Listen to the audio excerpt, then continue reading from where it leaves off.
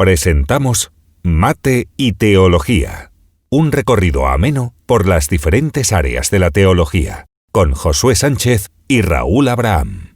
Saludos, que el Señor os bendiga grandemente. Bienvenidos a un nuevo programa de Mate y Teología.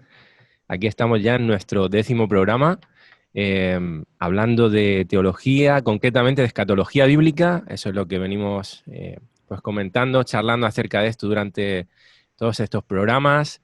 Y pues primero mandaros un saludo, aquí un servidor Josué Sánchez. Hola Raúl, ¿qué tal? Al otro lado. Hola, ¿qué tal? ¿Todo bien? Muy bien, gracias a Dios, bien. Vamos a pasar un buen ratito, pues hablando de la revelación bíblica acerca de los tiempos finales, que eso es lo que significa escatología bíblica. Como siempre, recordaros que todos los programas están grabados, tanto en vídeo, estamos haciendo videoconferencia a través de Zoom, así que si por ahí escucháis algún pequeño defecto en el audio y demás, pues tenerlo en consideración. O el ruido del mate. Exactamente.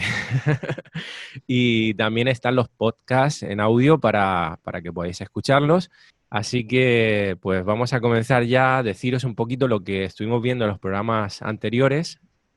Empezamos a hablar acerca del arrebatamiento.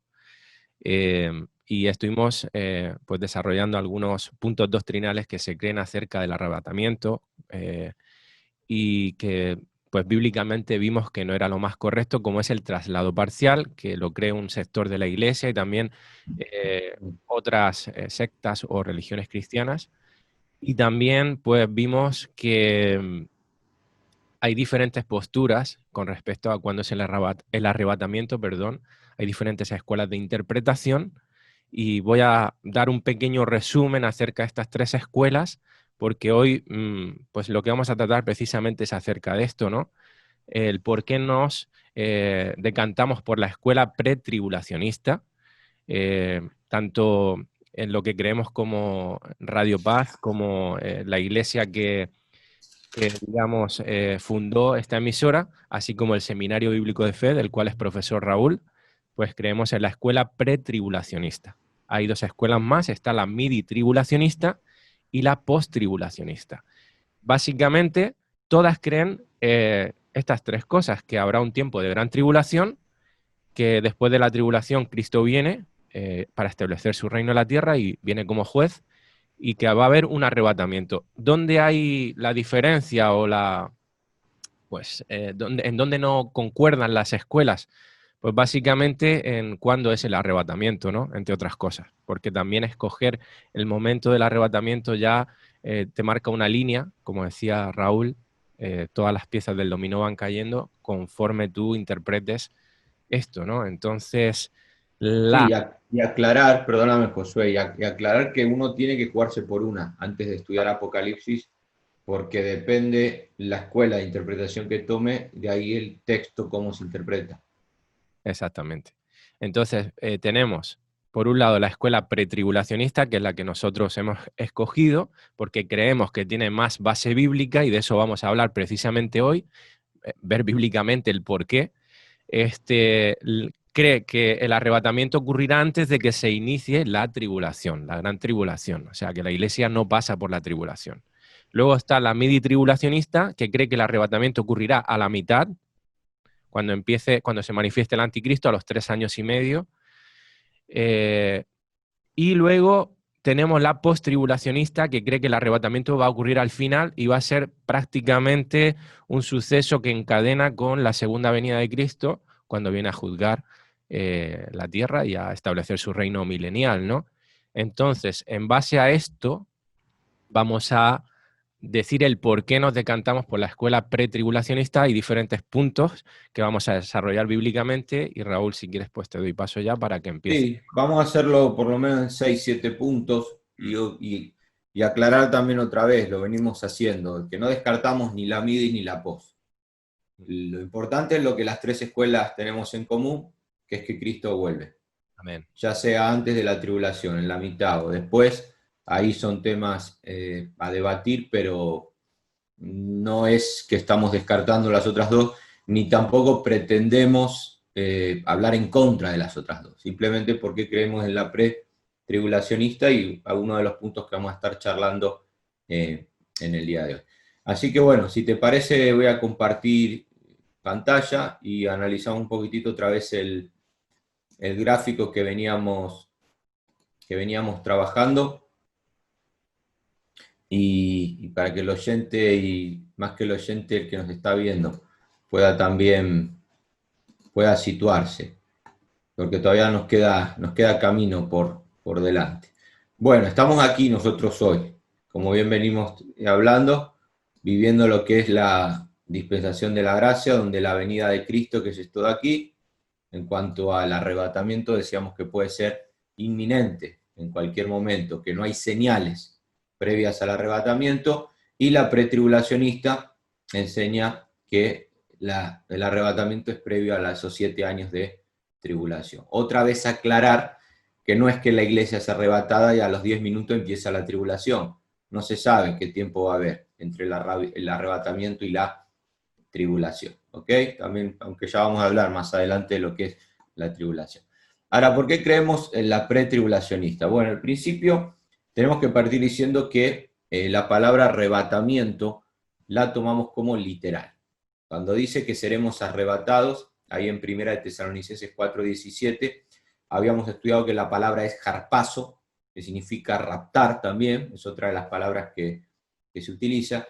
Y cuando Jesús dijo en Juan 14:3, volveré otra vez y os tomaré, a pesar de que ahí no es la palabra harpazo, pero da la idea de que el Señor vuelve, nos reunimos con Él en el aire, como bien dice todo el contexto de 1 Tesalonicenses 4, y partimos de que ya seamos pre, midi o post-tribulacionista, que el arrebatamiento es algo literal, cosa que algunos han negado y han llegado a decir, no sé si habías escuchado de esto, de que recién se empezó a predicar en el año 1800. No sé si... No, la verdad. Bueno, hay por ahí una corriente que dice que el arrebatamiento fue algo que se empezó a predicar con más hincapié en el año 1800 y que hasta el año 1800 no se predicaba un pretribulacionismo. Y que una mujer llamada Margaret MacDonald empezó a hablar de un rapto secreto. Y eso es algo que habla mucho los post-tribulacionistas. Dicen, no, la doctrina de los pretribulacionistas la inventó una mujer, dicen, Margaret MacDonald, en el año 1800. Y... Lo que había escuchado es que no tenía, digamos que la iglesia hasta el año 19, hasta el siglo XIX, perdón, sí, 1800, que no creía en esta doctrina, pero no en el arrebatamiento de forma claro, en el pretribulacionismo. Exactamente. Claro. Sí, eso al final siempre digo, no es como todo. Eso de que no se había predicado, ¿quién lo dice?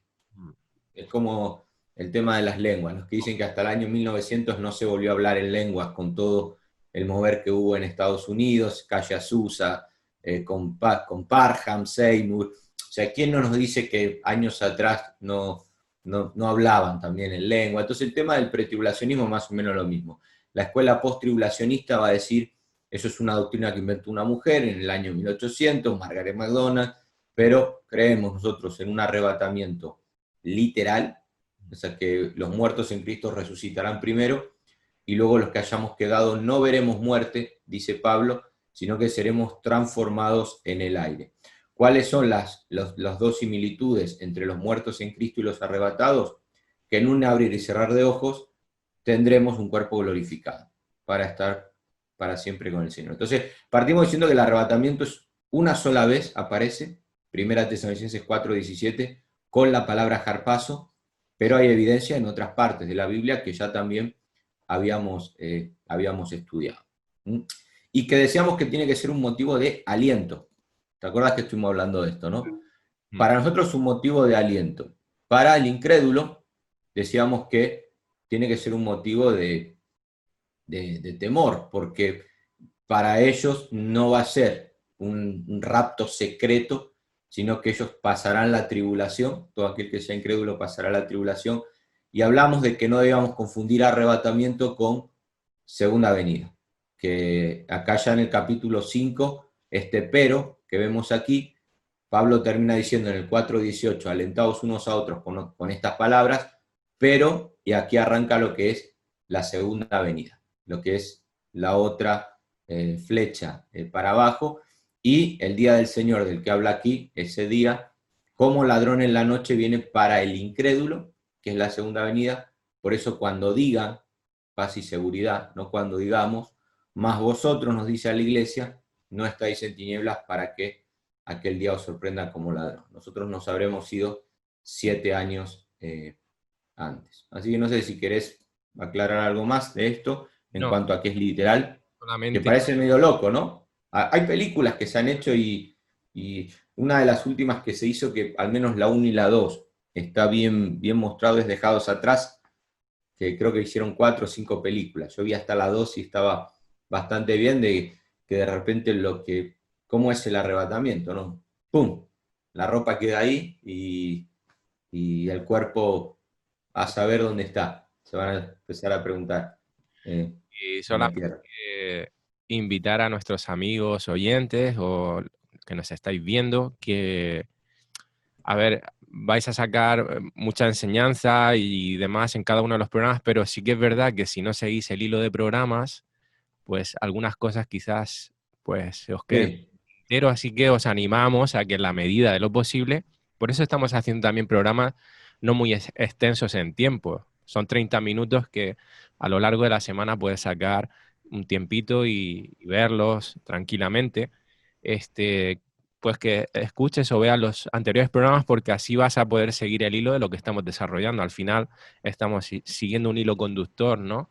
De todo lo que va a acontecer y por ahí te puedes perder un poquito. Así que te animo a que los veas. También es verdad que hemos puesto título a los programas para saber de qué estamos hablando concretamente. Eh, ya llevamos si no me equivoco, corrígeme Raúl, es el tercero acerca del arrebatamiento. Tercero sí. o cuarto, sí, tercero creo que es. Y vamos a hacer otro más, así que va Claro. a haber 4 por lo menos. Así que, bueno, si quieres concretamente ver acerca de esta fase que estamos viendo, bueno, pues empieza en el primer programa del arrebatamiento para poder entender un poquito mejor. Hay más puntos o base bíblica para decantarse por la escuela pretribulacionista, que es de lo que estamos hablando en el programa de hoy. Y una de ellas, Raúl, es, por seguir un poquito, Mm. Apocalipsis es un libro que está escrito de forma cronológica y eso es muy importante para poder decantarse por esta escuela. Y me gustaría que explicases el porqué un poco esto. Sí, los pretribulacionistas tomamos que desde el capítulo 4 en adelante, del 4 al 22. De hecho, el bosquejo de Apocalipsis es muy fácil de entender porque Juan lo da en el capítulo 1, verso 19. Ese es el Apocalipsis, es un libro con un bosquejo de 3 puntos. Las cosas que has visto, la vemos en el capítulo 1, la visión que Juan tuvo de Jesús, las cosas que son, capítulo 2 y 3, con el mensaje a las 7 iglesias, y las cosas que han de ser después de estas, del capítulo 4 al 22. Entonces, las cosas que has visto, capítulo 1, las cosas que son, capítulo 2 y 3, las cosas que han de ser después de esta, del 4 al 22. Disculpa Ese tercer punto, las cosas que han de ser después de esta, sí. que justo desde el capítulo 4 hasta el 22, como tú dijiste en otros programas, la palabra iglesia no aparece ya. No aparece. Eso indica Claro. de algo. Claro, los post-tribulacionistas te van a decir que la iglesia son los 144.000 y por eso volvemos otra vez. Depende la escuela que tomes, cómo se interpreta ese texto. Los pretribulacionistas creemos que los 144.000 son 12.000 por cada tribu judía, 12.000 creyentes que van a estar predicando en esos 7 años, pero el post-tribulacionista te va a decir, no, eso es la iglesia, es una representación de la iglesia. Entonces, cuando nosotros entendemos que está ordenado todo cronológicamente, y Josué, esto es importante entender, con Sí, la excepción de algunos paréntesis en el libro. sí. Hay momentos que Juan hace un paréntesis y nos muestra un protagonista, Ok, ok. y ese paréntesis no está ordenado cronológicamente. Vale, vale. ¿Me explico? Por ejemplo, abre un paréntesis y habla del anticristo. Sí, Abre un paréntesis y habla del falso profeta. Abre un paréntesis y habla acerca de la gran Babilonia, la gran ramera. O sea, va viendo paréntesis donde Juan nos va mostrando protagonistas. Por ejemplo, en el capítulo 10 a un ángel, ¿no? En el cual también Juan se detiene. Los 144.000 es otro paréntesis que sí, sí. aparece en el capítulo 7. Y claro, en el 14 vuelven a aparecer. A excepción de esos paréntesis, todo está ordenado cronológicamente. Y cuando decimos cronológicamente es que va una ficha de dominó, va cayendo una detrás de otra. Entonces fíjate esto, dice el 4.1. Después de esto, he aquí una puerta abierta en el cielo. Si querés leer, tenés ahí Apocalipsis capítulo 3, versículo 7 y 8, porque una puerta abierta es una visión que Juan tiene. Sí, Apocalipsis capítulo 3, versículos 7 al 8, porque uno dice, ¿quién abrió esa puerta? Juan ve una puerta abierta en el cielo. Entonces uno dice, ¿quién abrió esa puerta y qué pasó cuando esa puerta fue abierta? Si querés leer el 3, capítulo 3, versículos 7 y 8. Es el mensaje a la iglesia de Filadelfia. Y dice, escribe el ángel de la iglesia en Filadelfia, esto dice el santo, el verdadero, el que tiene la llave de David, el que abre y ninguno cierra, y cierra y ninguno abre. Yo conozco tus obras, he aquí, he puesto delante de ti una puerta abierta, la cual nadie puede cerrar, porque aunque tienes poca fuerza, has guardado mi palabra y no has negado mi nombre. ¿Sí? Jesús tiene la llave a esa puerta, como bien acabamos de ver. Él la abre y ninguno la puede cerrar, la cierra y ninguno la puede abrir. Algo similar a lo que pasó en los días de Noé, también, cuando el Señor cerró la puerta del arca y se terminó el periodo de arrepentimiento para toda esa generación, excepto los 8 que se salvaron. Y en el capítulo 4 ya Juan ve la puerta abierta. ¿Qué sucede? El Señor le dice, sube. Te voy a mostrar lo que hay detrás de esa puerta. O sea, en el capítulo 3 es una promesa que Dios le da a Filadelfia, he puesto una puerta abierta delante de ti, pero ya en el capítulo 4 esa puerta está abierta y Dios le dice a Juan, sube, que te voy a mostrar qué hay detrás de esa puerta. Por eso yo en el gráfico, donde tenemos, a ver un momento el gráfico que habíamos visto antes, yo en el gráfico dibujo literalmente una puerta, porque lo que se produce cuando esa puerta se abre es el arrebatamiento.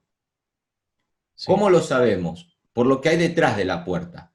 Si querés leer el 4.4 de Apocalipsis, yo ahí tengo el texto que vimos antes, pero ahora vamos a leer el 4.4, pero fíjate un momento lo que dice. O sea, ya sabemos que esa puerta la abrió Dios. Y le dice a Juan, sube que te voy a mostrar lo que hay detrás de esa puerta. Ahora, ¿qué dice el 4.4? ¿Lo leo? Sí, de Apocalipsis. Sí. Habla acerca de los tronos de los ancianos. Dice, alrededor del trono había 24 tronos y vi sentados en los tronos a 24 ancianos vestidos de ropas blancas con coronas de oro en sus cabezas. Esto nos va a llevar ahora al tercer punto. Acá yo tengo graficado, hay una puerta, Dios le dice, Juan, sube, te voy a mostrar lo que hay detrás de esa puerta y acá nos vamos a detener a charlar un rato. Porque Juan ve 24, importante ese número. Ancianos, importante esa característica. Coronas en sus cabezas y vestiduras blancas. 4 características. 24, ancianos, coronas, ropas blancas, y aún dentro de ancianos podemos poner que esos ancianos están sentados en los tronos. Entonces, sabemos que Dios abrió esa puerta, que Dios invita a Juan a subir. Ahí vemos un arrebatamiento, ¿no? Por decirlo de alguna manera, aunque lo que Juan ve es una visión. Y esto nos va a llevar al tercer punto, que vemos las características de los 24 ancianos, cómo se aplica a la iglesia. Esos 24 ancianos para el pretribulacionismo habla de la iglesia y acá sí nos tenemos que detener un poquitito a charlar. Punto 1, Apocalipsis, la palabra, o mejor dicho, punto 1, la palabra arrebatamiento es literal. Punto 2, el orden cronológico. Punto 3, lo que vemos detrás de esa puerta es la iglesia. Y a partir del capítulo 4 hasta el 19, que vemos las bodas del Cordero, la iglesia no aparece. O sea, todo lo que pasa del capítulo 6 al 18, porque en el 4 y 5 habla de la iglesia, pero en el trono, no en la tierra. Sí. Habla cómo la iglesia está en el trono. Pero del capítulo 6, que empieza la tribulación, al 18, cuando termina 19 con la batalla de Armagedón, la iglesia no aparece, hasta que la vemos en las bodas del Cordero. Y en el capítulo 20, como bien habíamos hablado, vemos a la iglesia que vuelve con Cristo para reinar 1000 años. Y ya en el capítulo 21 y 22, la nueva Jerusalén. Ahora, tenemos que analizar estas características. Si te parece, vamos a ir una a una. ¿Por qué 24? ¿Por qué tronos? ¿Por qué vestiduras blancas? ¿Por qué ancianos? Vamos a ir, si te parece, no sé por cuál querés empezar, de las que vemos ahí. Nos detenemos en el 4.4. Capítulo 4, verso 4. ¿Por qué 24? Vamos, el 4.4. Vamos primero por alrededor del trono. Sabemos que en ese trono está Cristo. ¿Ok?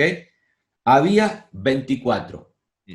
Muchos dicen que son 12 apóstoles y 12 tribus de Israel. Como que hay una representación del Antiguo y el Nuevo Testamento. Esto enseñan los post-tribulacionistas. Sin embargo, es interesante que Juan es el que está viendo la visión. Entonces, si Juan estaría viendo a los 12 apóstoles, él mismo tendría que ser parte, ¿no?, de esa visión. Pero bueno, son detalles que usamos para descartar un post-tribulacionismo. ¿Por qué 24? Si nosotros analizamos primer libro de Crónicas 24:4, vemos que los sacerdotes del Antiguo Testamento se dividían en grupos de 24.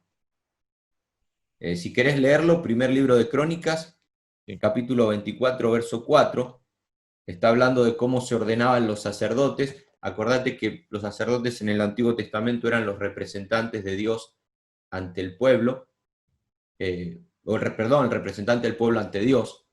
24. Y en primer libro de Crónicas 24:4, Y de los hijos de Eleazar había más varones principales que de los hijos de Itamar, y los repartieron así. De los hijos de Eleazar, 16 cabezas de casas paternas, y de los hijos de Itamar, por sus casas paternas, 8. 16 más 8, 24. Mm. Los sacerdotes en el Antiguo Testamento se distribuían en grupos de 24.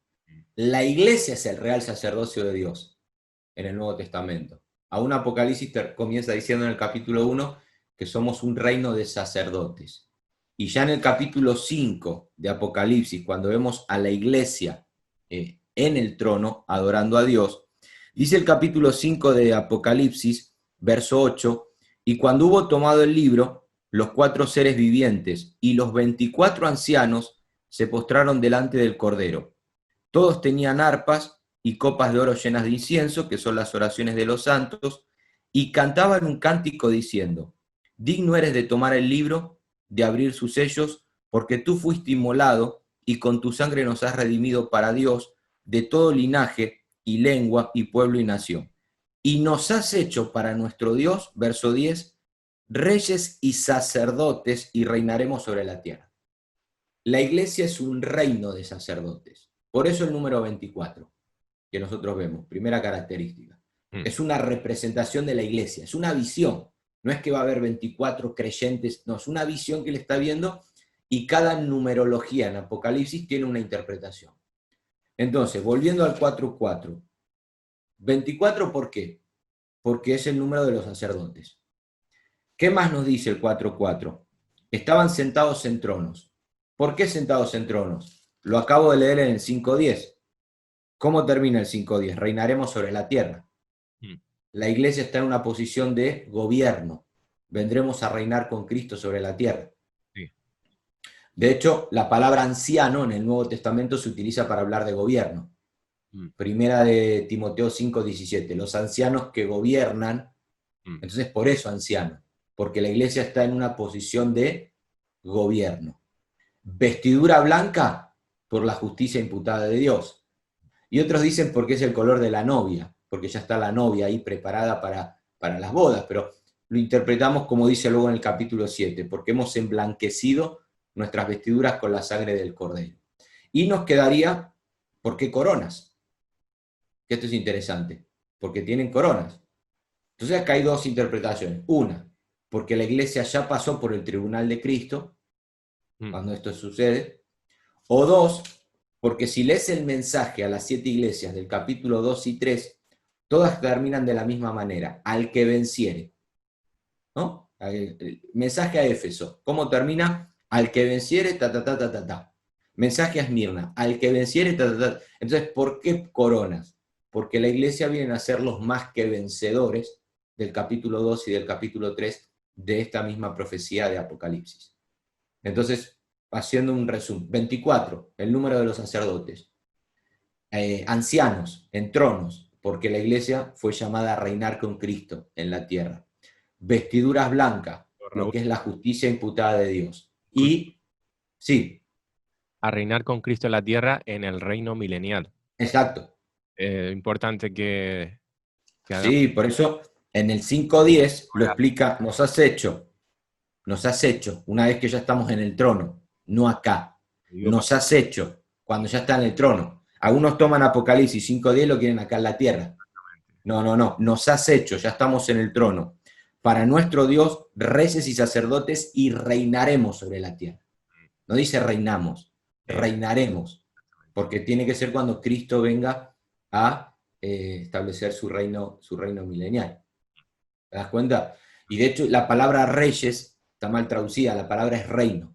Reino La de- Biblia textual lo corrige. Somos un reino de sacerdotes. ¿Qué vendremos con el rey? A reinar, hay un solo rey que es Cristo. 24 sacerdotes, tronos y ancianos, por esto que estamos hablando, vendremos a reinar. Vestiduras blancas, por la justicia imputada de Dios en nosotros. Y coronas, porque la iglesia son los vencedores del capítulo 12 y del capítulo 3, al que venciere se le promete, entre otras cosas, la corona de la vida. Y también muchos toman de que ya la iglesia pasó por el tribunal de Cristo. Entonces son algunas características que al tomar el libro de Apocalipsis de una manera cronológica, nosotros vemos el cumplimiento de Primera de Pedro 2.9, pueblo adquirido por Dios, nación santa, o sea, somos ese reino de sacerdotes que ya capítulo 4 y 5 de Apocalipsis está en el trono. Y lo que pasa del 6 al 18, la iglesia no está. Hasta el 19, que la vemos en la boda del Cordero, en el 20 la vemos en el milenio, y en el 21 y 22 vemos a la iglesia en lo que es la nueva Jerusalén. Si quieres, nos da tiempo a un punto más. Nos quedan apenas 4 minutitos. No sé si te parece, Raúl, ¿lo vemos? Sí, o enfatizar un poquitito más, a lo mejor en estos, para no llenarles de información, y estamos explicando lo que es la pretribulacionista. No sé si vos querés agregar algo más en cuanto a lo que Juan vio.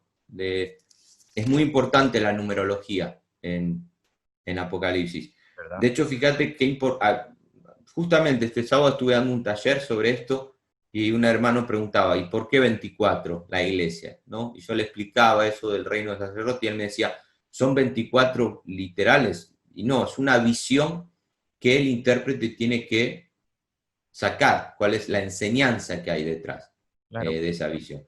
De hecho, fíjate si querés leer el versículo 5, para que veas otro número. Sí, Apocalipsis 4.5. ¿Cómo vamos a entrar mucho en la numerología a partir de estas clases, de estos programas, ¿no? 4.5 de Apocalipsis. Fíjate otro número que aparece ahí. Dice, y del trono salían relámpagos y truenos y voces, y delante del trono ardían 7 lámparas de fuego, las cuales son los 7 espíritus de Dios. Ahí tenemos el 7. ¿Cuántos espíritus tiene Dios? Uno. Pero ahí habla de 7. Que Juan lo ve como 7 lámparas que iluminan. Sí. Entonces está hablando del Espíritu Santo. Si vas a Isaías 11, 1 y 2, al Espíritu Santo se le da 7 nombres. Espíritu de sabiduría, espíritu de revelación, espíritu de inteligencia. 7 nombres se le da. Las 7 lámparas que Juan ve es el Espíritu Santo. Y si te das cuenta, ¿por qué 7? Porque en el trono se va a manifestar en plenitud. El 7 habla de plenitud en el libro de Apocalipsis. Hoy el Espíritu Santo se manifiesta en nosotros de una manera limitada, por este cuerpo que tenemos, muy limitado, con una mente finita. El único al que el Espíritu Santo fue dado sin medida fue a Jesús, y lo vemos en el Evangelio de Juan. Ahora, ya cuando nosotros estemos en el trono, con el cuerpo glorificado, está el trono, está la iglesia, y entre medio están las 7 lámparas, que es el Espíritu Santo. ¿Qué función va a cumplir el Espíritu Santo en el trono? ¿Por qué lámparas? Porque nos va a iluminar a los 24 ancianos para que podamos tener más revelación acerca de aquel que está en el trono. Y esto va a ser algo grandioso. Por eso, en todo el capítulo 4 y 5, la iglesia no hace otra cosa que postrarse y adorar. Recibe revelación del Espíritu Santo acerca de aquel que está en el trono, y lo único que podemos hacer es postrarnos y adorar. Entonces aparece el número 7 porque se va a manifestar en plenitud. Y como dice Pablo, hoy vemos oscuramente por espejo, mas entonces veremos cara a cara, conoceremos lo que hoy conocemos en parte solamente, y aún en el trono, nosotros delante de aquel que está en el trono, el Espíritu Santo nos irá dando mayor iluminación, por eso lámparas de aquel que está sentado en el trono, y por eso el cántico que leímos del capítulo 5, digno eres, y todo ese cántico que vemos también aún en el capítulo 4 con los ángeles, santo, santo, santo. Eso nos debe servir, Raúl, para poner los pies en el suelo, porque a veces nos creemos que sabemos demasiado acerca de Dios cuando realmente nuestra mente está muy limitada y ese día quedará demostrado lo poco que sabemos. Lo poco que conocemos. Conocemos lo que Dios nos ha querido revelar, pero es como que está muy lejos de de la grandeza de Dios, ¿no? Y obviamente ahora mismo no podemos conocer toda su grandeza y eso va a ser espectacular. Eso va a ser espectacular. No hay palabras para definir ese momento, yo creo. Ah, claro, a veces me preguntan, ¿y qué vamos a hacer una eternidad en el cielo? ¿No nos vamos a aburrir? ¿Y cómo te vas a aburrir si va a ser tener revelación continua? Si hoy el Espíritu Santo nos abre un poquitito la mente, y es glorioso eso. Sí. Cuando uno va a la Escritura, esos segundos que el Espíritu Santo te abre. Ahora, imagínate con un cuerpo glorificado, no limitado como este. Y el Espíritu Santo en su plenitud, dándonos revelación del que está en el trono. Eso, o sea, no lo cambio por nada. Y espero ese día. Espero ese día. Así es, pero fíjate cómo somos, que estamos pensando siempre en como si todo en la vida se midiera por la diversión, ¿no? O sea, o por el entretenimiento. ¿Qué vamos a hacer una eternidad sin fútbol? Nos dicen algunos. Pues es que no vas a necesitar todo lo que tenemos hoy, no vas a necesitar nada. Y por eso, en la medida que recibamos revelación del que está en el trono, si lees, les animo a los lectores a leer todo el capítulo 4 y 5, postrarse y adorar, nada más. Eso es lo que haremos. Qué bueno. Raúl, lo dejamos ya, que ya sí se nos ha ido el tiempo. Seguimos en el próximo programa. El porqué de decantarnos por esta escuela pretribulacionista. Hay algunos puntos más que ver, con base bíblica, por supuesto. Así que ya sin más, que el Señor os bendiga y nos vemos. Chao, Raúl. Chao, nos vemos.